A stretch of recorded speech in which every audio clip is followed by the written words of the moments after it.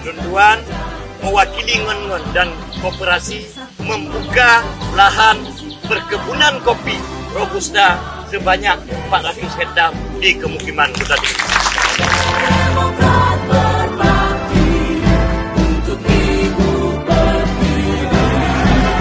Terima kasih kepada keluarga besar Partai Demokrat yang telah selama ini memperhatikan masyarakat kecil yang berada di Aceh Barat Daya, khususnya di pemukiman Kota Tinggi, yang sejauh ini juga telah mensupport kami, dan harapan kami dari petani-petani kopi di pemukiman Kota Tinggi Aceh Barat Daya ke depan, Partai Demokrat terus berkontribusi untuk kesuksesan petani-petani kita yang berada di pemukiman Kota Tinggi khususnya dan Aceh Barat Daya. Kelompok Tani Bukit Permai Jaya. Jaya, jaya, jaya.